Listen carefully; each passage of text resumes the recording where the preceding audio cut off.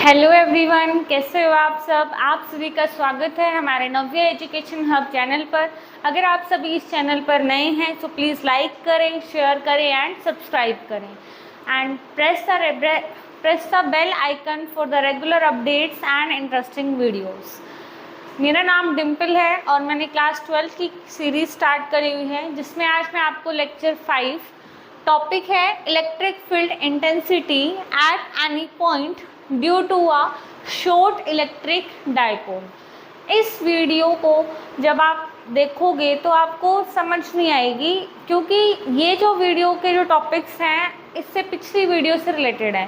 तो आप पहले पिछली वीडियो देखो, मेरी मानो तो पहले पिछली वीडियो देखो और फिर इसको कंटिन्यू करो, then you will understand.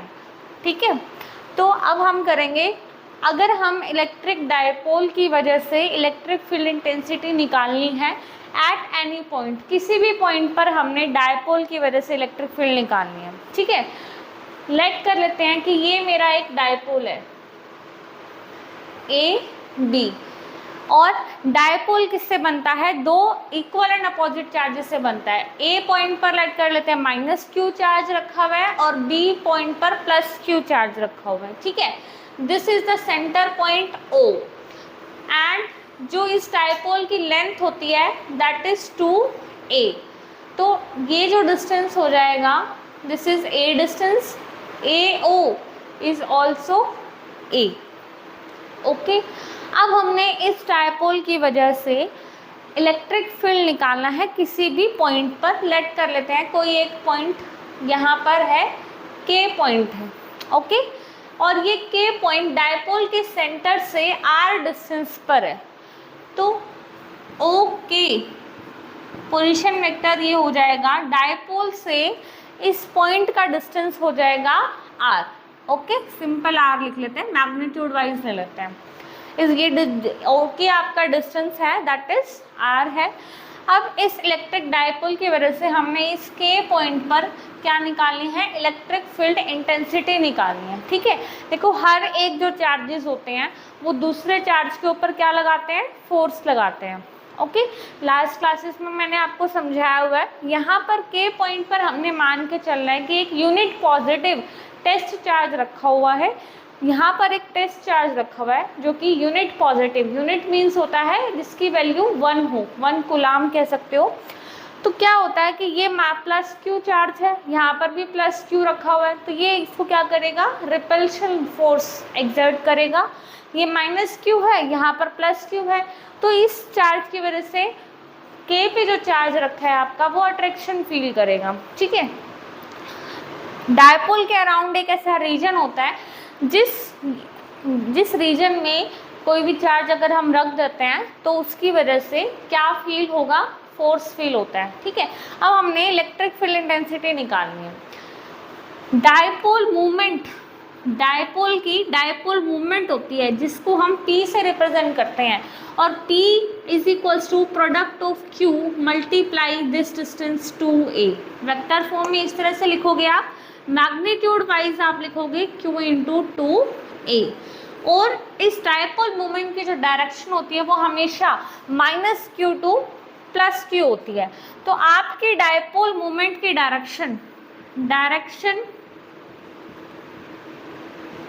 Of dipole movement is along AB। ये डायरेक्शन है आपकी AB के along -q to +q charge आपकी डायरेक्शन रहेगी डायपोल मूवमेंट की। क्लियर है?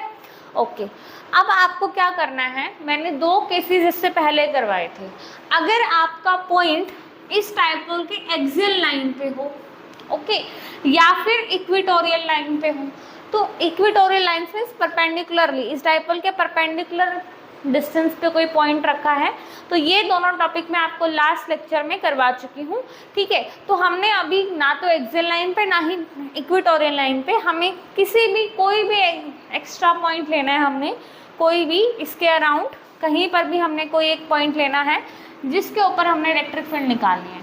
ओके, ये जो डायपोल है ना, डायपोल मूवमेंट मैं यहाँ पर ड्रॉ कर देती हूँ। This is dipole movement P, A से लेकर B तक है इसकी डायरेक्शन। ठीक है, ये अगर मैं वेक्टर को ड्रॉ करूं, this is dipole moment P, और ये जो डायपोल मोमेंट है इस ओके के साथ कितना एंगल बना रहा है, ये थीटा एंगल। तो हम लिख सकते हैं angle BOK is angle theta. Okay, अगर मेरा डायपोल मोमेंट P है ना, ये एक वेक्टर है, हमें पता है वेक्टर को हम दो कंपोनेंट्स में रिजॉल्व कर सकते हैं। किसी एक वेक्टर को हम दो कंपोनेंट्स में रिजॉल्व कर सकते हैं। लेट कर लेते हैं, अगर मैं आपको दिखाऊं, मान लेते हैं कि ये आपका कोई भी A वेक्टर है, ठीक है, हॉरिजॉन्टल डायरेक्शन के साथ ये वेक्टर थीटा एंगल बना रहा है। तो ये जो इतना जो डिस्टेंस होगा O से लेकर इस P पॉइंट तक, ये आपका वेक्टर होगा, वेक्टर का कंपोनेंट होगा A cos थीटा, एंड इसके जस्ट परपेंडिकुलर में एक कंपोनेंट होता है that is called A sin theta. तो किसी एक वेक्टर को आप दो कंपोनेंट्स में रिजॉल्व कर सकते हो। अलोंग x एक्सिस बोलूं तो A cos थीटा, और अलोंग y एक्सिस बोलूं तो A sin थीटा। ये A cos थीटा और A sin theta always perpendicular होते हैं, ये दोनों वेक्टर्स। क्लियर है? सिमिलरली हमें यहाँ पर एक P वेक्टर दिख रहा है, तो हम इस P वेक्टर को दो कंपोनेंट्स में रिजॉल्व करेंगे। ओके, अगर मैं इस P वेक्टर को, अब देखिए ये एक वेक्टर है ना, इस वेक्टर के साथ में ये थीटा है, तो ये जो आपकी डायरेक्शन बनेगी, लेट कर लेते हैं कि ये आपका डायपोल इस डायरेक्शन में आ गया, जिसके डायपोल मोमेंट है P cos थीटा। इसको मैं नाम देती हूँ A1 और B1, ठीक है। A1 और B1 डायपोल के अलोंग में आपका डायपोल मोमेंट कितना होगा, देखो AB के अलोंग डायपोल मोमेंट P है, ओके, और इस P को अगर मैं थीटा के साथ वाली डायरेक्शन में रिजॉल्व करती हूँ तो ये आपका आता है P cos थीटा। यहाँ पर मैंने आपको करवाया था कि A वेक्टर है, इसके साथ में जो थीटा के साथ वाला जो लाइन होती है वो आपका A cos थीटा आता है, आपका रिजॉल्व वाला कंपोनेंट। तो सिमिलरली जब मैं P को रिजॉल्व करूंगी, P की डायरेक्शन है AB, P को रिजॉल्व करूंगी थीटा वाली जो इस डायरेक्शन में, तो A1 B1 के डायरेक्शन में रिजॉल्व करते हो तो ये मुझे आता है P cos थीटा मिलेगा, ये वाला कंपोनेंट, ठीक है। तो अब यहाँ पर मैं आपको शो करती हूँ कि electric field due to dipole A1 B1 dipole की वजह से एट पॉइंट K। अब देखिए आप, ये जो A1 B1 डायपोल है, इस डायपोल के ये K पॉइंट एक्सियल लाइन पे है, तो हम एक्सियल लाइन वाला यहाँ पर एक्सप्रेशन लिख सकती हूँ मैं, electric field due to this A1 B1 dipole at point K that is 2P cos theta. ये P cos थीटा क्या है, आपकी डायपोल मोमेंट है, अपॉन में 4 pi epsilon naught R cube. R क्या है आपका, O से लेकर K तक का डिस्टेंस है आपका, ठीक है। तो ये जो एक्सप्रेशन है ये मैंने लास्ट लेक्चर में आपको करवाया हुआ है, तो आप वहाँ से देख सकते हो। क्लियर है? ओके, ये तो हो गया एक डायपोल, ठीक है, इसको हम E1 नाम दे देते हैं due to this dipole A1 B1 की वजह से, ठीक है। अब मैंने आपको बताया था कि वेक्टर को जब हम रिजॉल्व करते हैं तो एक कंपोनेंट, तो ये वाला कंपोनेंट तो A1 B1 के अलोंग P cos थीटा हो गया। इसके जस्ट परपेंडिकुलर वाला जो कंपोनेंट होगा, अगर मैं एक परपेंडिकुलर डायपोल और ड्रॉ करूं हेयर, तो ये इस डायरेक्शन में A2 B2, इस डायरेक्शन में आपका जो डायपोल मोमेंट होगा that is P sin theta, ठीक है। अलोंग A1 B1 आपका डायपोल मोमेंट का कंपोनेंट क्या है, P cos थीटा, और इसके परपेंडिकुलर में क्या है आपका P sin थीटा। सो हम लिख सकते हैं electric field due to dipole A2 B2। अब इस डायपोल की वजह से एट पॉइंट K, इस पॉइंट के ऊपर आपको इलेक्ट्रिक फील्ड निकालनी है। अब आप देखिए ये जो A2B2 डायपोल है इसके परपेंडिकुलर में ये डिस्टेंस पे ये पॉइंट आ रहा है, तो हम इसमें इक्वेटोरियल लाइन पे जो इलेक्ट्रिक फील्ड मैंने आपको निकाल के दिखाया था लास्ट लेक्चर में, वो एक्सप्रेशन हम यहाँ पर पुट कर सकते हैं, that is P sin theta upon 4 pi epsilon naught are cube. तो here are the two dipole moments जो कि आपके ये आपके दो इलेक्ट्रिक फील्ड हैं जो कि आपके दो डायपोल मोमेंट्स की वजह से निकले हैं। एक तो अलोंग द A1B1 डायरेक्शन है और एक है A2B2 डायरेक्शन के अलोंग जो आपका डायपोल मोमेंट है P sin थीटा, इसकी वजह से इलेक्ट्रिक फील्ड है। क्लियर है? ओके अब हमें क्या निकालना है, डायरेक्शन निकालनी होगी। डायरेक्शन जो आपकी इलेक्ट्रिक फील्ड की जो डायरेक्शन होती है वो डायपोल मोमेंट के इक्वली होती है। According to this A1B1 dipole जो डायरेक्शन होगी आपकी E1 की, ये आपकी डायरेक्शन हो जाएगी। ठीक है, सेम डायरेक्शन होती है, जो डायरेक्शन P cos थीटा की है वही डायरेक्शन E1 की होगी। ओके अब यहाँ पर क्या होता है, यहाँ पर आपकी जो डायरेक्शन है एक्चुअली में ये आपका पॉइंट A2 है और ये आपका पॉइंट B2 है, तो A2 से लेकर B2 तक ये डायरेक्शन बनेगी P sin थीटा। ठीक है, आपने इसको इस तरह से रख दिया। ठीक है, ये आपका शुरुआत में ए बी था ना डायपोल, इसको रिजॉल्व करा, A2B2 P sin थीटा आ गया component that is perpendicular to this P cos theta वाले कॉम्पोनेंट के। ठीक है, तो अब यहाँ पर आपको क्या देखना है कि लास्ट लेक्चर में आपको करवाया गया था कि इलेक्ट्रिक फील्ड की जो डायरेक्शन आती है due to this component P sin theta की, इसकी और इलेक्ट्रिक फील्ड की डायरेक्शन अपोजिट होती है, तो ये डायरेक्शन ये हो जाएगी आपकी E2। E2 की डायरेक्शन P sin थीटा की डायरेक्शन की क्या आएगी, अपोजिट आएगी। मैंने यहाँ पर मैग्नीट्यूड लिखा है, अगर मैं डायरेक्शन इंक्लूड करते तो यहाँ पे कौन सा साइन आएगा, माइनस का साइन आ जाएगा, लेकिन अभी हम मैग्नीट्यूड लेके चल रहे हैं। ठीक है, अब देखिए यहाँ पर इसको मान लेते हैं L और इसको मान लेते हैं M। ये जो KL और KM दो वेक्टर्स हैं आपके, अभी ये E1 और E2 इस पॉइंट पर हमें दो इलेक्ट्रिक फील्ड मिल रही हैं due to two components of dipole moment. एक मिल रही है P cos थीटा की वजह से, एक मिल रही है P sin थीटा की वजह से। हमें नेट इलेक्ट्रिक फील्ड निकालनी होगी इस पॉइंट K पर। नेट इलेक्ट्रिक फील्ड निकालने के लिए हम यूज करेंगे parallelogram law of vectors.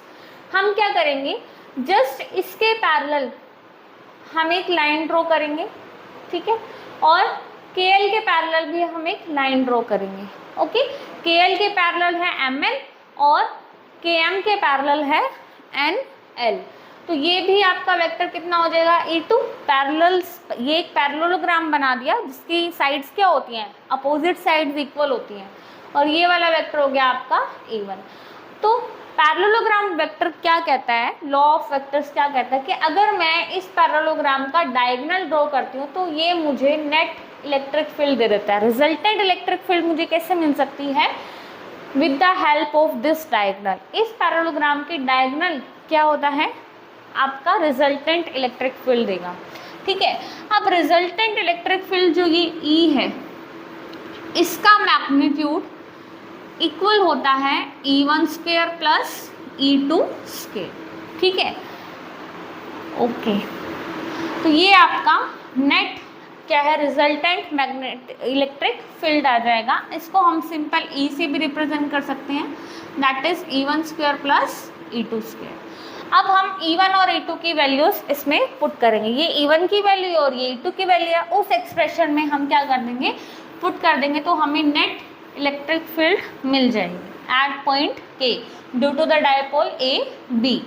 Okay, तो यहाँ पर आपका अंडर रूट E1 की वैल्यू कितनी थी, 2P cos theta divide by 4 pi epsilon naught R cube, और इसका था आपका होल स्क्वायर, और E2 की वैल्यू थी P sin theta 4 pi epsilon naught R cube, और इसका भी आपका होल स्क्वायर था।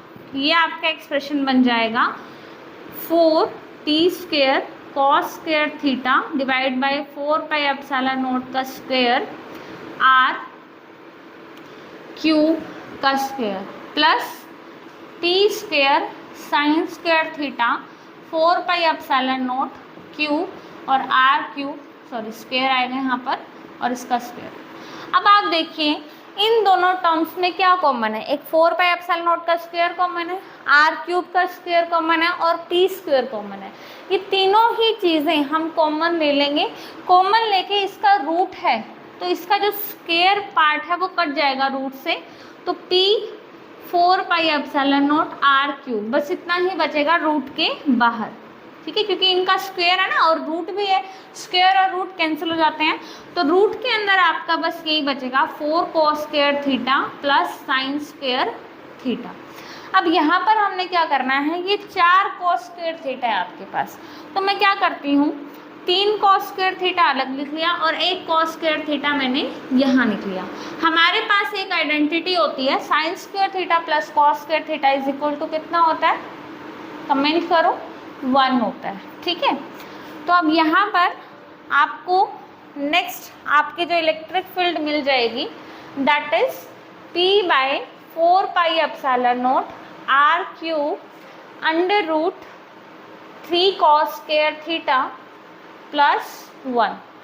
Okay, this is your final expression, electric field due to dipole A B at point K. Clear है, ये आपका फाइनल एक्सप्रेशन हो जाएगा। ठीक है, अभी ये सिर्फ आपने मैग्नीट्यूड निकाला है ना, इसका क्या निकाला है आपने, जस्ट मैग्नीट्यूड निकाला है। ठीक है, अगर मैं मान लेती हूँ कि ये जो आपका एंगल है E और E1 के बीच में अल्फा एंगल है, ठीक है, तो हम डायरेक्शन, इलेक्ट्रिक फील्ड की डायरेक्शन कैसे निकालते हैं, हम अगर टेंजेंट अल्फा निकाल लेते हैं तो हमें इलेक्ट्रिक फील्ड की डायरेक्शन मिल जाएगी। आपको एक ट्रायंगल दिख रहा है के एंड एल, ये एक कैसा है 90 डिग्री वाला एंगल, ट्रायंगल को हम क्या बोलते हैं। ठीक है, तो ये आपका एक ट्रायंगल है, यहाँ पर हम पाइथागोरस थ्योरम लगा सकते हैं और ट्रिग्नोमेट्रिक फंक्शंस के अकॉर्डिंग टेंजेंट अल्फा की वैल्यू होती है परपेंडिकुलर अपॉन बेस होती है। ठीक है, टेंजेंट की वैल्यू। अब इस ट्रायंगल में परपेंडिकुलर कितना है आपका E2 और बेस कितना है E1, this is perpendicular and this is base. ठीक है, E2 बाय E1, हम E2 और E1 की वैल्यू यहाँ पर पुट करेंगे। E2 की वैल्यू थी P sine theta divide by 4 pi epsilon naught are cube, पीछे रिवाइंड करके देख सकते हो आप, यही वैल्यूज थी आपकी 2P cos theta divide by 4 pi epsilon naught are cube. तो अब यहाँ पे देखिए 4 पाई एप्सिलॉन नॉट से 4 पाई एप्सिलॉन नॉट कट हो जाएगा, आर क्यूब से आर क्यूब कट हो जाएगा, P से P कट हो जाएगा, यहाँ पर बचेगा क्या sine theta divide by 2 cos theta. ठीक है, तो tangent alpha is equals to 1/2 tangent theta. अगर आपको थीटा पता है तो आप अल्फा की वैल्यू निकाल सकते हो, और अल्फा टेंजेंट अल्फा, इसमें अल्फा की वैल्यू जब आप निकालोगे तो वो हमें डायरेक्शन देती है इलेक्ट्रिक फील्ड की। क्लियर है, अब इसी में हमने कुछ केसेस करने हैं, वो केसेस क्या करने हैं, केस 1 लेना है। ठीक है, अभी आप देखिए ये आपकी नेट इलेक्ट्रिक फील्ड है। ओके, ये आपका डायपोल है ए बी, अगर ये के पॉइंट एक्सियल लाइन पे आ जाए, ये के पॉइंट कहाँ आ जाए, एक्सियल लाइन, एक्सियल लाइन मतलब इस ए बी के इस डायरेक्शन, मान लो यहाँ पर के पॉइंट आ जाए एक्सियल लाइन में, तो ये जो के पॉइंट अगर यहाँ पर आएगा तो थीटा वैल्यू कितनी हो जाएगी, थीटा इस केस में आपका हो जाएगा 0 डिग्री। ओके, इफ के point lies on the axial line,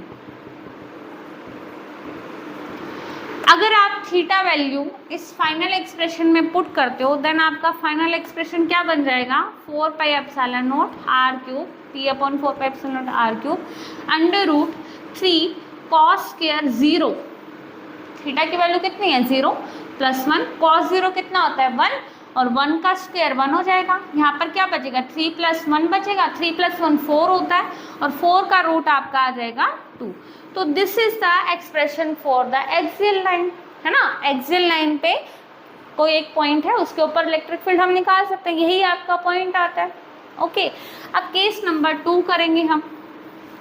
case number 2 में आपको देखना है कि अगर एक्सियल लाइन के बजाय ये के पॉइंट आपका इक्वेटोरियल लाइन पे आ जाए। इक्वेटोरियल लाइन होती है इसके जस्ट परपेंडिकुलर, मान लो यहाँ पे के पॉइंट आ गया आपका सेकंड केस में, तो ये जो के पॉइंट है अगर इधर शिफ्ट हो जाएगा तो ये जो एंगल बनेगा, ये पूरा एंगल ये 90 डिग्री बनेगा ना आपका। तो अब की बार थीटा कितना हो चुका है 90 डिग्री, और के point line lies on the equatorial line. अगर इक्वेटोरियल लाइन पे ये के पॉइंट होगा देन हम इस एक्सप्रेशन से हम निकाल सकते हैं इलेक्ट्रिक फील्ड की value P/4πε0 R cube under root 3 cos square 90 degree plus 1। cos 90 कितना होता है 0 होता है। जब ये पूरी टर्म 0 हो गई, 0 + 1 1, और 1 का अंडर रूट 1 ही होता है। सो this is your final expression for the electric field at the equatorial line of the dipole. Dipole के इक्वेटोरियल लाइन पे किसी पॉइंट पर इलेक्ट्रिक फील्ड का एक्सप्रेशन होता है ये P/4πε0 आर क्यूब। आर क्या होता है, ये O से लेकर K तक का डिस्टेंस हो जाएगा, 4πε0 आपका कांस्टेंट है, P आपकी डायपोल मोमेंट है। क्लियर है आपको ये टॉपिक? ठीक है, नेक्स्ट हम करेंगे next topic. The next topic is electric dipole in a uniform 2 dimensional electric field. Okay, 2 dimensional electric field, 2 dimensional means होता है किसी एक प्लेन में। अब प्लेन क्या होता है, प्लेन वो एरोप्लेन वाला नहीं, यहाँ पर फिजिक्स में प्लेन उस एरिया को बोलते हैं जो 2 एक्सिस से कवर किया जाता है। जैसे कि लेट कर लेते हैं ये आपका बोर्ड है ना, ये इस बोर्ड का लेट कर लेते हैं ये एक्स एक्सिस है, ओके, और ये इस बोर्ड का क्या है वाई एक्सिस। अब इस एक्स और वाई एक्सिस के बीच में जितना भी एरिया कवर हो रहा है, ठीक है, तो ये आपका प्लेन ऑफ बोर्ड हो जाएगा। ठीक है, तो प्लेन ऑफ बोर्ड, तो इसी को हम 2 डायमेंशनल बोलेंगे। 2 डायमेंशनल इलेक्ट्रिक फील्ड जो कि यूनिफॉर्म है। अब यूनिफॉर्म का मतलब मैं आपको ड्रॉ करके समझाती हूँ। ठीक है, लेट कर लेते हैं कि ये आपकी इलेक्ट्रिक फील्ड है और इलेक्ट्रिक फील्ड की डायरेक्शन कैसे दिखा रखी है, यहाँ पर नीचे से ऊपर आपकी इलेक्ट्रिक फील्ड जा रही है। अब हम कह सकते हैं कि लेट कर लेते हैं कि यहाँ पर नीचे वाली साइड एक प्लेट रखी हुई है दैट इज पॉजिटिवली चार्ज, और ऊपर वाली साइड एक और प्लेट रखी हुई है दैट इज नेगेटिवली चार्ज। हमें पता है पॉजिटिव और नेगेटिव प्लेट्स के बीच में इलेक्ट्रिक फील्ड आती है जो कि पॉजिटिव चार्ज से निकलती है और नेगेटिव पर एंड होती है। तो ये आपकी यूनिफॉर्म इलेक्ट्रिक फील्ड है। यूनिफॉर्म का मतलब होता है कि अगर मैं इस पूरे रीजन में कहीं भी कोई पॉइंट लगाऊं, कहीं भी कोई चार्ज रखूं, तो इस चार्ज के ऊपर इलेक्ट्रिक फील्ड की वैल्यू जो है वो सेम रहेगी। मैग्नीट्यूड क्या रहेगा, सेम। चाहे आप चार्ज को इधर रख दो, इधर रख दो, कहीं भी आप चार्ज को प्लेस करोगे और उसके ऊपर इलेक्ट्रिक फील्ड की वैल्यू कितनी है, सेम लगेगी। इलेक्ट्रिक फील्ड इंटेंसिटी की वैल्यू सेम लगेगी, तो that electric field is called uniform. ठीक है, समझ आ गया आपको? अब इस यूनिफॉर्म इलेक्ट्रिक फील्ड में आपने क्या प्लेस किया हुआ है, आपने प्लेस किया है an electric dipole. Electric dipole किससे बनता है, 2 इक्वल एंड अपोजिट चार्जेस होते हैं। ठीक है, लेट कर लेते हैं कि ये आपका एक डायपोल है, ठीक है, ए बी, यहाँ पर रखा हुआ है आपका प्लस चार्ज और यहाँ पर रखा हुआ है आपका माइनस क्यू चार्ज। ठीक है, A B is a dipole that is making theta degree angle. ये आपका डायपोल है। ठीक है, डायपोल मूवमेंट की डायरेक्शन हमेशा कितनी होती है, -q to +q। Dipole movement की डायरेक्शन -q से +q। तो लेट कर लेते हैं ये इनका इसका बीच का पॉइंट है O, ठीक है, और ये P की डायरेक्शन। P मतलब P means dipole movement of the electric dipole. This is the direction of electric field. तो इलेक्ट्रिक फील्ड और डायपोल मूवमेंट के बीच में एंगल कितना है, हमने थीटा, थोड़ा सा ऐसे टेढ़ा रखा है हमने डायपोल मूवमेंट इस इलेक्ट्रिक फील्ड के अंदर। तो क्या होगा, इलेक्ट्रिक फील्ड के अंदर जब भी हम चार्जेस को प्लेस करते हैं तो हर एक चार्जेस के ऊपर इलेक्ट्रिक फील्ड की वजह से फोर्स लगता है। और वो फोर्स आप किस तरह से दे सकते हो, देखो, force on charge plus Q that is equal to Q E. तो ये आपका फोर्स लेट कर लेते हैं, F1 फोर्स मान लेते हैं, that is equal to Q E. ये रहेगा आपका। इस चार्ज के ऊपर जो फोर्स लगेगा उसकी वैल्यू कितनी होगी, क्यू ई। अच्छा, डायरेक्शन, जो इलेक्ट्रिक फील्ड की डायरेक्शन है वही डायरेक्शन इसकी हो जाएगी फोर्स की। ठीक है, तो ये लेट कर लेते हैं, ये जो डायरेक्शन है आपकी F1 is equals to Q E. जो डायरेक्शन इलेक्ट्रिक फील्ड की वही डायरेक्शन फोर्स की है। ओके, अब फोर्स लगेगा ऑन चार्ज माइनस क्यू। जब भी चार्जेस को आप इलेक्ट्रिक फील्ड में रखोगे तो उनके ऊपर फोर्स लगेगा ही लगेगा। तो क्यू चार्ज पर कितना फोर्स लगा है, क्यू ई, और माइनस क्यू चार्ज पर फोर्स कितना लगेगा, माइनस क्यू ई। क्लियर है? तो माइनस डायरेक्शन आपकी अपोजिट हो जाएगी। इस माइनस साइन की वजह से जो इलेक्ट्रिक फील्ड की डायरेक्शन है उसके अपोजिट डायरेक्शन में आपका इस माइनस क्यू चार्ज के ऊपर माइनस क्यू ई फोर्स लगेगा। ठीक है, that is equal to F2। तो आपके पास दो फोर्सेस लग रहे हैं। ठीक है, आप देख सकते हो ये दोनों का मैग्नीट्यूड अगर मैं देखूं, इसका भी मैग्नीट्यूड क्यू ही है और इसका भी मैग्नीट्यूड क्यू ई है। तो दोनों फोर्सेस का मैग्नीट्यूड सेम है बट डायरेक्शन क्या है, अपोजिट। तो जब नेट फोर्स हम निकालते हैं, नेट फोर्स क्या होता है, F is equals to F1 plus F2। Magnitude wise निकालो, that is q E. Total force ही ले लेते हैं, F is equals to net force, क्योंकि अगर सिर्फ मैं मैग्नीट्यूड लूँगी तो उसमें माइनस साइन नहीं आएगा, हमें टोटल नेट फोर्स लेना है। तो F1 की वैल्यू क्यू ही और F2 की वैल्यू माइनस क्यू ही है। तो नेट फोर्स कितना आ गया आपके पास, 0। इस कंडीशन में फोर्स ऑन द डायपोल, इस पूरे डायपोल के ऊपर फोर्स कितना है आपका, 0 फोर्स है। ठीक है, लेकिन जब भी किसी डायपोल के ऊपर, ठीक है, या किसी मान लो कोई स्टिक है ना, जैसे ये है आपका, अगर मैं एक फोर्स अपवर्ड डायरेक्शन में लगाऊं और एक फोर्स डाउनवर्ड डायरेक्शन में लगाऊं तो क्या होगा। अगर मैं अपवर्ड, देखो इस फोर्स को ऊपर लगा रही हूँ और ये फोर्स आपका डाउनवर्ड ऐसे नीचे आ रहा है ना, इसको ऊपर लेके जा रहा हूँ, तो ये क्या कर रहा है, ये पेन आपका रोटेशन करने लग गया। जैसे आपका फैन क्या करता है, रोटेट करता है ना, तो फैन के ऊपर कैसे फोर्स लगता है, एक एंड पर अपवर्ड डायरेक्शन में फोर्स लगता है और एक एंड पर डाउनवर्ड डायरेक्शन में फोर्स लगता है। तो अगर इस पॉइंट पर फोर्स लगेगा अपवर्ड डायरेक्शन तो ये ऊपर जाएगा, और इस पॉइंट पर फोर्स लगेगा डाउनवर्ड डायरेक्शन में तो नीचे जाएगा। तो क्या हो जाएगा, ये पेन आपका क्या कर रहा है, रोटेट कर रहा है। इसी तरह से ये आपका डायपोल भी रोटेट करने लग जाएगा। ठीक है, और ये जब तक रोटेट करेगा जब तक कि इस डायपोल की डायरेक्शन इलेक्ट्रिक फील्ड के इक्वल ना आ जाए।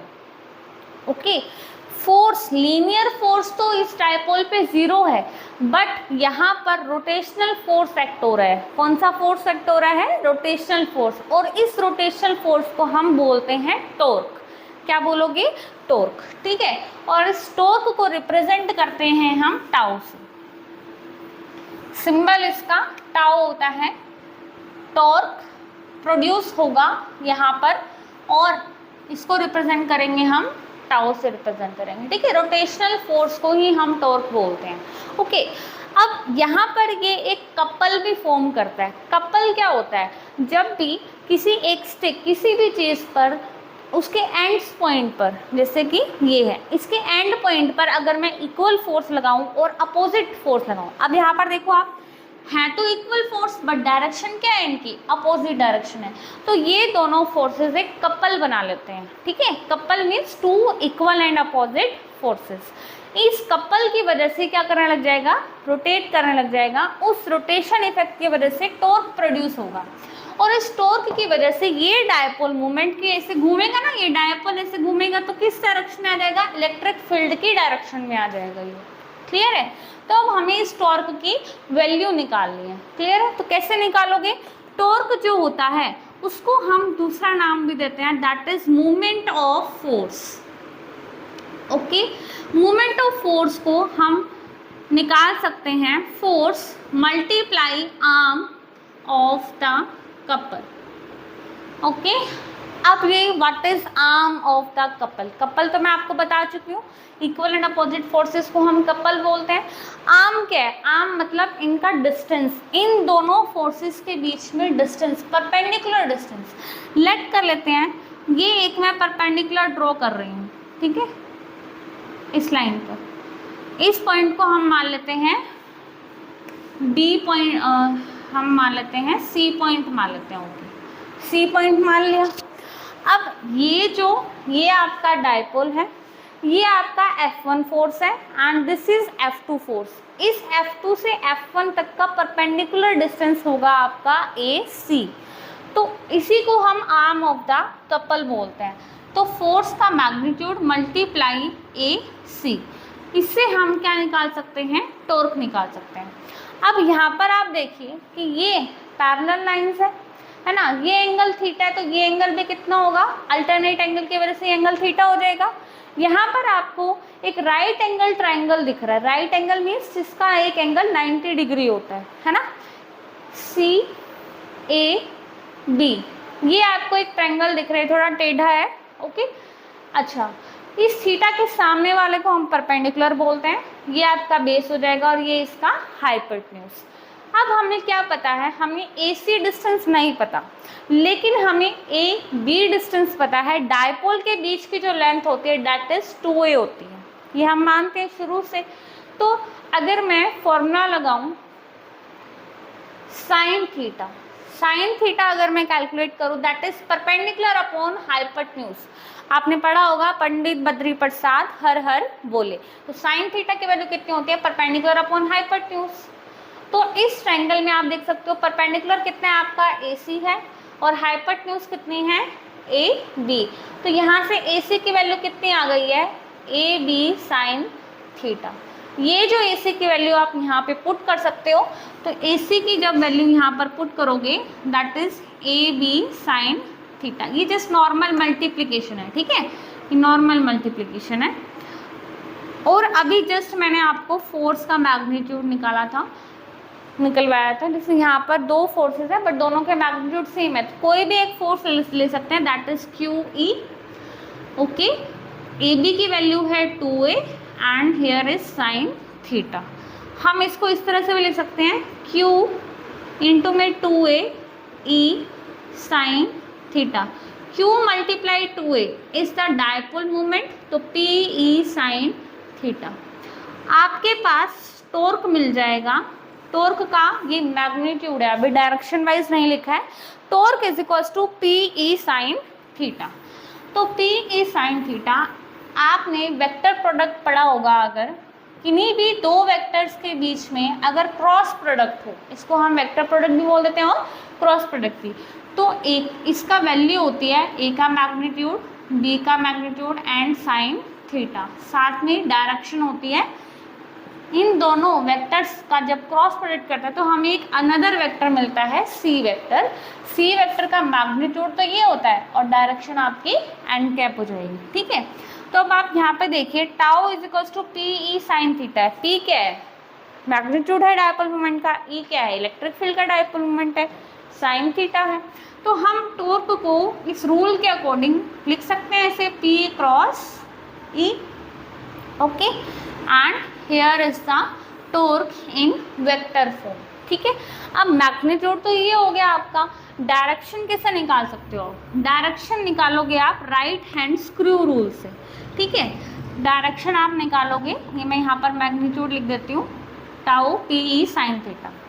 अब आपको टॉर्क की डायरेक्शन कैसे निकालनी है, बहुत इंपॉर्टेंट है ये डायरेक्शन निकालना, और क्वेश्चंस भी आ जाते हैं इसके ऊपर, तो ध्यान से समझना। जब भी आपको कोई एक वेक्टर दिया हो जो किसी दो वेक्टर्स की क्रॉस प्रोडक्ट है, जैसे एक वेक्टर P है डायपोल मोमेंट और एक वेक्टर E है इलेक्ट्रिक फील्ड। इस फिगर में देखिए डायपोल मोमेंट की डायरेक्शन -q टू +q है। Here is the direction of dipole moment and this is the direction of electric field, ठीक है। मोस्ट इंपॉर्टेंट है ये डायरेक्शन निकालना। अब आपको टॉर्क की डायरेक्शन पता करनी है। अगर आपको दोनों वेक्टर्स की डायरेक्शन पता है तो आपने अपना राइट हैंड लेना है, ठीक है। जो पहला वेक्टर है दैट इज P, इस P वेक्टर की डायरेक्शन में आपको राइट हैंड लेके जाना, जैसे ऐसे लेके गई मैं, सेकेंड वेक्टर की तरफ आपने अपनी फिंगर्स को कर्ल कर देना है।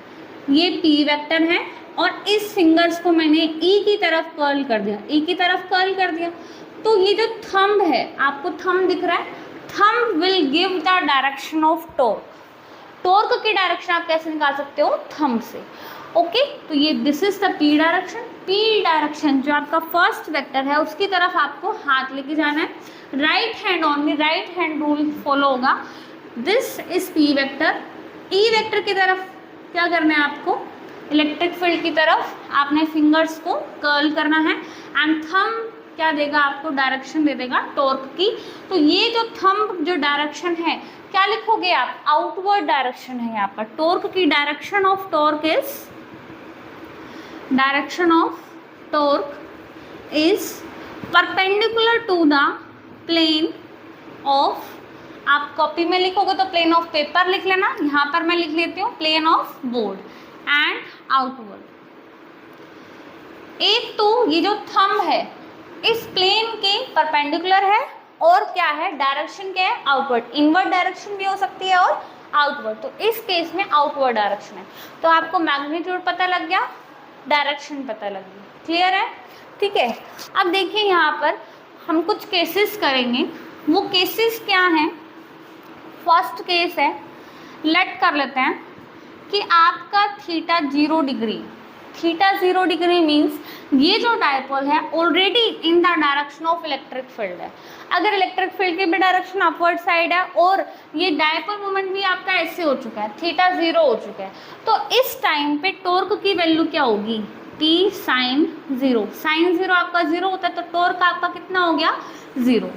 तो जब आपका dipole moment already electric field की डायरेक्शन में होगा तो आपका टॉर्क कितना हो जाएगा?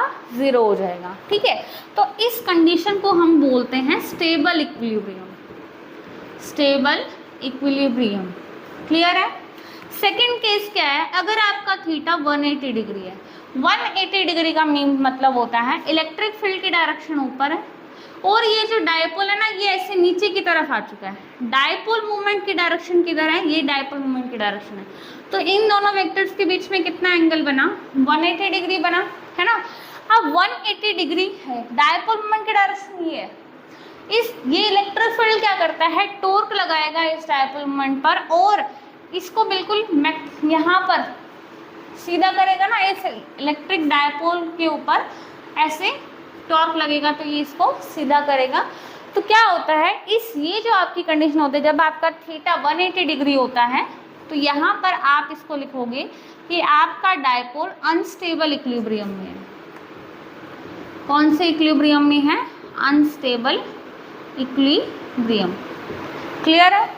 ओके, थीटा 180 होगा तो डायपोल मोमेंट की डायरेक्शन नीचे होगी, अपोजिट डायरेक्शन होगी डायपोल मोमेंट और इलेक्ट्रिक फील्ड की।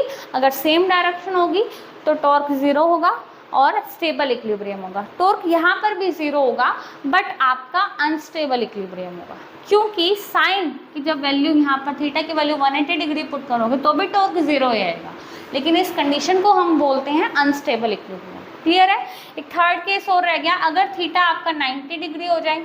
90 डिग्री का मतलब क्या है? इलेक्ट्रिक फील्ड की डायरेक्शन ये है और आपका डायपोल मोमेंट की डायरेक्शन ये है।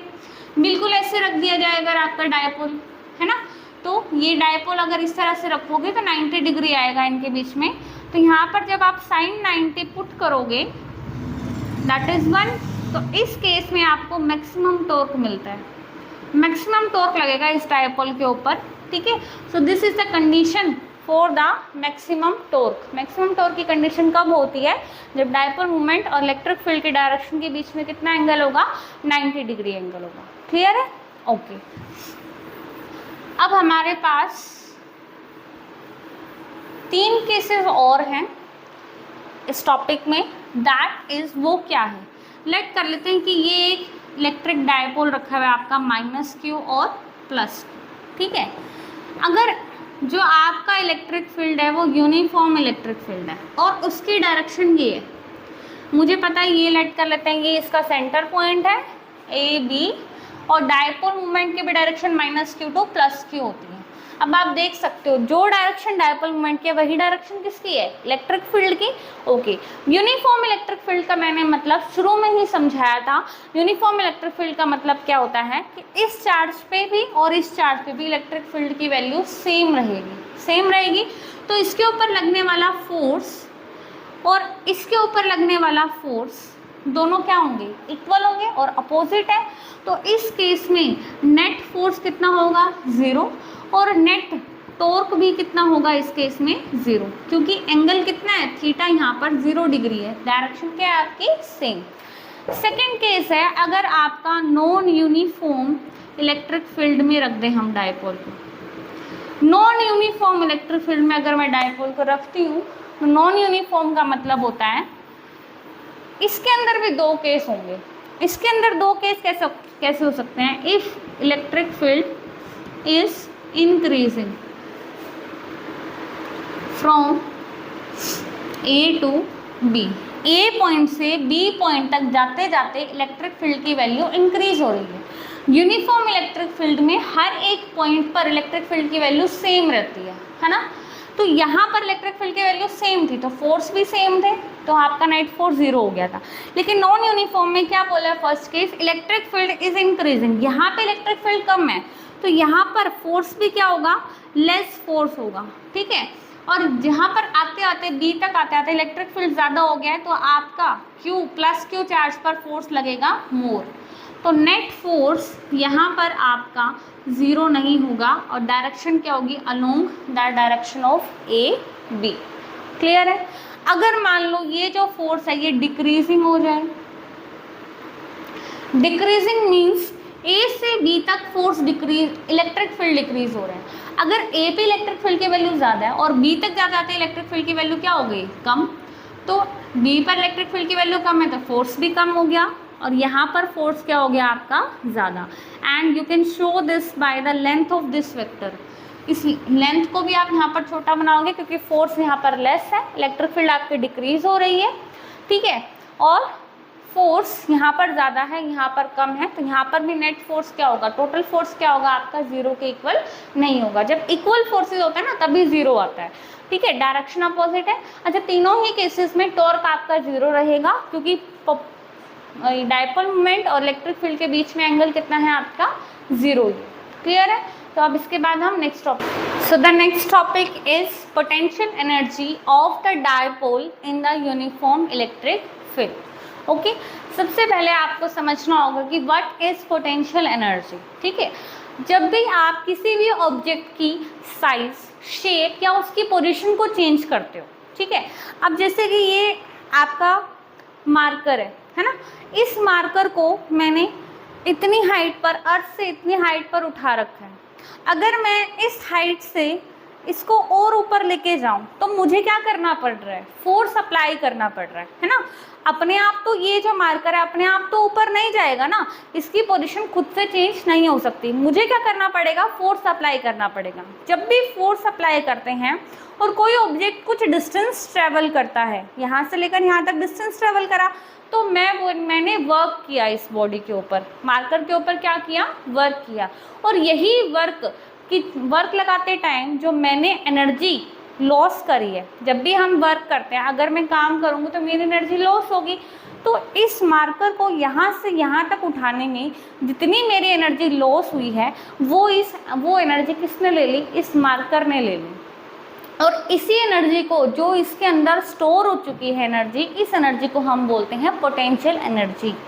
क्लियर है। जब भी हम किसी बॉडी की पोजीशन को चेंज करते हैं, अब जैसे बैलून है, बैलून को आप प्रेस करते हो, वो खुद से तो प्रेस नहीं होगा ना, हम क्या करेंगे, फोर्स लगाएंगे, कुछ उसकी शेप चेंज होगी, तो वर्क करूँगी मैं, प्रेस करने के लिए वर्क करना पड़ेगा, मेरी एनर्जी लॉस होगी, जितनी मेरी एनर्जी लॉस होगी उतनी ही एनर्जी किसमें सेव हो जाएगी, बैलून में हो जाएगी, उतनी एनर्जी उसमें स्टोर हो जाती है। And that stored energy is called potential energy. इसी स्टोर्ड एनर्जी को हम पोटेंशियल एनर्जी बोलते हैं, ठीक है। अब यहाँ पर इसने बोला है कि डायपोल की पोटेंशियल एनर्जी निकालो, अगर हम इसको किस में रख दें, इलेक्ट्रिक फील्ड में। अभी जस्ट आपको मैंने एक टॉर्क का एक्सप्रेशन करवाया था। यूनिफॉर्म इलेक्ट्रिक फील्ड में आपने क्या रखा था, एक डायपोल रखा था, लेट कर लेते हैं ये आपका डायपोल है A B, plus Q charge इधर रखा है और माइनस क्यू चार्ज इधर रखा है। ये इसका सेंटर पॉइंट हो गया, ये इसकी डायपोल मूवमेंट हो गई, ये इलेक्ट्रिक फील्ड की डायरेक्शन होगी। इलेक्ट्रिक फील्ड और डायपोल मूवमेंट के बीच में एंगल थीटा है, ये रख दिया। हम जस्ट मैंने अभी पढ़ाया है कि यहाँ पर टॉर्क लगेगा, वो टॉर्क क्या करता है, इस डायपोल को इलेक्ट्रिक फील्ड के डायरेक्शन में ऐसे रोटेट करवाएगा, है ना, इस तरह से ऐसे रोटेट करवाएगा। तो रोटेट करवाते टाइम जो हम टॉर्क लगा रहे हैं, टॉर्क एक तरह का फोर्स है, रोटेशनल फोर्स, टॉर्क लगा रहे हैं, तो यहाँ पर क्या करना पड़ेगा, हमें वर्क डन करना पड़ेगा। जितना वर्क डन करना है, अब ये वर्क डन करना क्यों है, देखो ये यहाँ पर रख दिया हमने इलेक्ट्रिक फील्ड में, है ना, डायपोल रख दिया। अब ये डायपोल क्या करता है, हम नहीं कुछ छेड़ रहे इसमें, अभी मैं कुछ नहीं कर रही, ये डायपोल अपने आप ही इलेक्ट्रिक फील्ड के डायरेक्शन में जाने लगेगा। क्यों, क्योंकि अभी समझा है इसके ऊपर टॉर्क प्रोड्यूस होता है, तो इलेक्ट्रिक फील्ड में रखते ही ये डायपोल क्या करने लग जाएगा, अपनी पोजीशन को ऐसे चेंज करने लग जाएगा, रोटेट करने लग जाएगा। लेकिन अगर मैं चाहती हूँ कि मैं ये डायपोल ऐसे ही रखा रहे, ऐसे टेढ़ा ही रखा रहे, मुझे ज़रूरत है ऐसे टेढ़ा रखने की इसकी, है ना, तो मुझे क्या करना पड़ेगा, ये डायपोल अपने आप तो कैसे मूव कर रहा है, इलेक्ट्रिक फील्ड की डायरेक्शन में, है ना, तो मुझे इसको रोकने के लिए अपोजिट डायरेक्शन से क्या लगाना पड़ेगा, फोर्स लगाना पड़ेगा ना। ठीक है, ये डायपोल तो जाना चाहता है इलेक्ट्रिक फील्ड की डायरेक्शन में, बट मैं चाहती हूँ कि ये डायपोल इधर ही रहे, तो मुझे क्या करना पड़ेगा, अपोजिट डायरेक्शन में फोर्स लगाना पड़ेगा। और रोटेशनल फोर्स लग रहा है इसके ऊपर, तो मुझे भी रोटेशनल फोर्स लगाना पड़ेगा इसको उसी पोजीशन पर रोके रखने के लिए। बोलो, ठीक है। अगर जब मैंने फोर्स लगाया तो मैं कुछ वर्क करूंगी, जितना भी वर्क मैं इस डायपोल को इस पोजीशन में रोकने के लिए करूंगी ना, उतना ही इसके अंदर पोटेंशियल एनर्जी स्टोर हो जाती है। क्लियर है, जितना भी वर्क डन मैं इसको करूंगी ना, इसके ऊपर लगाऊंगी, भाई तो इधर ही रहे, ठीक है ना, ए बी जो इसकी पोजीशन है ऐसे टेढ़ा का टेढ़ा ही रहे, तो इसके ऊपर मैंने ये फोर्स लगाया, और फोर्स लगाया तो वर्क करा तो जितनी भी मैं एनर्जी मैं लॉस करूंगी वो सारी की सारी एनर्जी इस डायपोल के अंदर स्टोर हो जाएगी। That is called potential energy of the dipole. तो potential energy of the dipole क्या होती है, energy possessed by the dipole, dipole के अंदर एनर्जी होती है by virtue of its particular position, उसकी पोजीशन की वजह से उसके अंदर जितनी एनर्जी होती है उसी को हम क्या बोलते हैं, potential energy of the dipole. ठीक है, अब हमें पता है, हमें इस डायपोल के ऊपर ऑटोमेटिकली इलेक्ट्रिक फील्ड में रख दिया, तो ये आपकी क्या लगता है, टॉर्क लगता है इसके ऊपर, है ना। तो मुझे क्या करना पड़ेगा, अपोजिट डायरेक्शन में वर्क करना पड़ेगा। अब मान लेते हैं कि ये डायपोल थोड़ा सा ऐसे मूव हो चुका है, ये इसकी नकली पोजीशन है, मतलब थोड़ा सा इलेक्ट्रिक फील्ड की वजह से टॉर्क लग के ऐसे मूव हो चुका है, ठीक है। तो यहाँ पहले लेट कर लेते हैं, पहले एंगल कितना था, θ1, और अब बाद में इन दोनों के बीच में एंगल कितना हो चुका है, θ2 एंगल हो चुका है। किस किस के बीच में एंगल दिखाना है हमें, एक सेकेंड, ये आपका पहले डायपोल था जो कि इलेक्ट्रिक फील्ड के साथ θ1 एंगल बना रहा है, ये आपका दूसरी वैल्यू है जो कि θ2 बनाएगा, इलेक्ट्रिक फील्ड के साथ θ2 एंगल बना रहा है। ठीक है, तो आपका डायपोल इस पोजीशन में था, थोड़ा सा रोटेट हो चुका है। ठीक है, अब इस रोटेशन के अगेंस्ट हमें क्या लगाना पड़ेगा, वर्क डन। अगर मैं बोलूं कि स्मॉल थीटा से अगर हमें इसको रोटेट कराना है, स्मॉल एंगल से, मतलब स्मॉल एंगल से थोड़ा सा इधर लेके आना है, स्मॉल एंगल थीटा से अगर रोटेट कराना है, तो इसको रोटेट कराने के लिए स्मॉल ही वर्क डन लगेगा। और वर्क डन क्या होता है, वर्क डन होता है फोर्स मल्टीप्लाई सम डिस्प्लेसमेंट, है ना। वेक्टर फॉर्म में अगर हम लिखते हैं तो ये डिस्प्लेसमेंट होती है। तो यहाँ पर फोर्स कौन सा है, टॉर्क का रोटेशनल फोर्स है, और यहाँ पर जो डिस्प्लेसमेंट है वो लीनियर नहीं है, एंगुलर डिस्प्लेसमेंट बोलते हैं, मतलब एंगल से ऐसे डिस्प्लेस कर रहा है। पहले ये ऐसे था और अब कुछ एंगल से डिस्प्लेस कर रहा है, इस तरह से ये एंगल आएगा इनके बीच में, मेरी दो आर्म्स के बीच में कुछ एंगल है ना, तो यही। ठीक है, तो अब लेट कर लेते हैं, पूरा अभी चेंज नहीं करा, पूरा θ1 से θ2 तक जाना है हमें। ठीक है, ऑलरेडी ये जो डायपोल है हम ये मान लेते हैं इसको कि ये θ2 से θ1 तक जा चुका है, हमें वापस इसको उसी पोजीशन पर लेके आना है तो मुझे क्या करना पड़ेगा, वर्क लगाना पड़ेगा अगेंस्ट दिस टॉर्क के अगेंस्ट में। तो अगर थोड़ा एंगल से मुझे मूव कराऊंगी तो थोड़ा ही वर्क डन लगेगा ना। अभी तो सारा काम नहीं करा, अभी मैंने सारा डिस्टेंस से नहीं कराया। तो हम क्या करते हैं, इसकी वैल्यू पुट करते हैं P E sine theta D theta, ठीक है। और इस ये जो डी थीटा का मतलब क्या होता है, चेंज इन एंगल। अब आप देख सकते हो आपका एंगल पहले कितना था, ठीक है, θ1 था, बाद में कितना करना है आपको, θ2, उसी पोजीशन पर लेके जाना है ना। यहाँ पर देखो ये ऑलरेडी इधर से इधर जा चुका है, आपको वापस लेके जाना है उसी पोजीशन पर। तो वर्क लगाओगे, जितना वर्क लगाओगे, क्या वर्क लगाओगे, θ1 एंगल से कितने एंगल तक लेके जाना है वापस, θ2 एंगल पे लेके जाना है, ठीक है। तो हम लिमिट लगाएंगे टोटल वर्क डन निकालने के लिए, जो कि हम θ1 से θ2 तक एंगल चेंज करने में वर्क डन लगा रहे हैं। दोनों तरफ टोटल वर्क डन निकालने के लिए हम क्या करते हैं, इंटीग्रेशन करते हैं हमेशा। जब भी स्मॉल वैल्यू पता हो और लार्ज वैल्यू निकालने तो हम इंटीग्रेट करते हैं। ओके, 11th क्लास में, आप 12th क्लास में इंटीग्रेशन आ चुका है आपके, मैथ में भी फिजिक्स में भी पढ़ाया जाता है, ठीक है। तो आपका इस साइड मिल जाएगा टोटल वर्क डन। पी और ई आपकी वैल्यू कांस्टेंट रहती हैं, सिर्फ क्या चेंज हो रहा है यहाँ पर, थीटा चेंज हो रहा है। साइन थीटा का जो इंटीग्रेशन होता है आप सभी को पता होगा, that is minus cos theta. और जब भी हम इंटीग्रेशन सॉल्व करके लिख देते हैं तो हम लिमिट्स को पुट करते हैं स्क्वायर ब्रैकेट लगा के, this is lower limit, this is upper limit, ठीक है।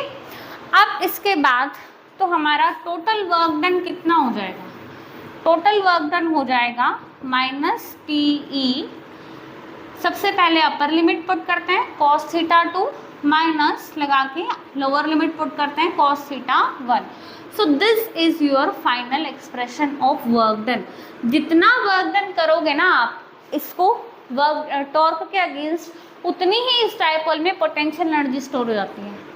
तो ये आपकी पोटेंशियल एनर्जी को आप यू से रिप्रेजेंट करते हो, जितना वर्क डन किया उतनी ही पोटेंशियल एनर्जी स्टोर हो गई, ठीक है। अब इसमें लास्ट में हमने क्या करने हैं, कुछ केसेस करने हैं। फर्स्ट केस आपका ये है कि मानना है कि शुरुआत में जो डायपोल है ना, dipole is in the direction of electric field. अगर स्टार्टिंग में डायपोल आपका कहाँ पर है, इलेक्ट्रिक फील्ड की डायरेक्शन में है, तो थीटा कितना होगा स्टार्टिंग में, θ1 कितना होगा 0 डिग्री। अगर स्टार्टिंग में ही इलेक्ट्रिक फील्ड की डायरेक्शन में ही आपका डायपोल रखा तो थीटा कितना होता है 0 डिग्री। ये आपका इलेक्ट्रिक फील्ड है और इसी डायरेक्शन में आपका डायपोल रखा हुआ है, तो θ1 आपका 0। और आपको किसी एंगल थीटा तक इसको रोटेट करवाना है, मतलब थोड़ा चेंज करना है, तो वर्क करना है आपको शुरुआत में। If dipole is in the direction of electric field initially and you have to take it through angle, take कह सकते हो या रोटेट कह सकते हो, rotate it through angle theta. 2 को हम लेट कर लेते हैं थीटा। अब ये दोनों वैल्यूज यहाँ पे पुट करने हैं, तो आपका वर्क डन कितना हो जाएगा माइनस पी ई, कॉस θ2 की वैल्यू थीटा पुट कर दी मैंने, और यहाँ पर कॉस 0 डिग्री आ जाएगा। तो आपका एक्सप्रेशन बनेगा कॉस थीटा माइनस 1। सो इस केस में आपका वर्क डन ये रहे, ठीक है। सेकेंड केस करें, अगर थीटा जो है, if the dipole is perpendicular to the electric field initially, अगर परपेंडिकुलर डायरेक्शन में होगा, परपेंडिकुलर मतलब क्या, इलेक्ट्रिक फील्ड की डायरेक्शन अपवर्ड साइड है और आपने डायपोल इस डायरेक्शन में रखा है, जैसे कि यहाँ पर डायपोल, आपका डायपोल मोमेंट की डायरेक्शन इस तरफ है, जैसे इस डायपोल को आप ऐसे रख दो ऐसे, तो इलेक्ट्रिक फील्ड के साथ कैसा एंगल बनाएगा, ये 90 डिग्री एंगल बनाएगा, ठीक है। अगर इनिशियली ये तो θ1 आपका 90 हो जाएगा, और आपको इस डायपोल को थोड़ा सा रोटेट कराना है इस एंगल से, थीटा से, तो θ2 एंगल कितना हो गया आपका, θ2 एंगल थीटा मान लेते हैं हम, ठीक है। ओके, अब नाउ अगेन पुट करो इन वैल्यूज़ में, यहाँ पर थीटा 2 की वैल्यू थीटा आ गई और इसकी थीटा 1 की वैल्यू 90 डिग्री आ गई। cos 90 0 होता है, तो लास्ट एक्सप्रेशन आपका कितना बचेगा, minus P E cos theta. ठीक है, अब हमें पता है कि आपका फाइनल वर्क डन इतना है, तो पोटेंशियल एनर्जी आपकी इतनी स्टोर हो गई। इस केस में किसी भी दो वेक्टर्स के बीच में, किन्हीं भी दो वेक्टर्स के बीच में अगर डॉट प्रोडक्ट लेते हैं हम, A dot B, that is equal to A का मैग्नीट्यूड बी का मैग्नीट्यूड कॉस थीटा होता है। ठीक है, तो इसको हम simple A B cos theta लिख सकते हैं, that is A dot B. तो क्या यहाँ पर पी ई कॉस थीटा है ना, तो मैं इस एक्सप्रेशन को पी डॉट ई लिख सकती हूँ। सो this is your final expression for the potential energy of the dipole in the uniform electric field. इस केस को आपने ज़रूर पहले समझ लेना है कि इनिशियली आपका जो डायपोल मोमेंट है, वो जो डायपोल है वो पहले परपेंडिकुलर ही रखा था और फिर किसी थीटा एंगल तक आपने रोटेट कराना है, तो कितना लगेगा, थीटा। किसी थीटा एंगल तक कराना, तो यहाँ पे थीटा पुट कर दिया और जितना भी एंगल बोलेगा एग्जाम में आप यहाँ पर वैल्यू पुट कर सकते हो और फिर आपका ये एक्सप्रेशन हो जाएगा। क्लियर है, दोनों ही केसेस में मैंने आपको करा दिया। तो आज का लेक्चर यहीं पे ख़त्म होता है और अगर आपको मेरी वीडियो पसंद आई हो तो प्लीज़ लाइक करना, शेयर करना और सब्सक्राइब करना। जितना आप वीडियो को शेयर कर सकते हो उतना आपने व्हाट्सएप स्टेटस पे, कहीं फेसबुक पे, जहाँ मर्जी आप शेयर करना। Okay, please, thank you.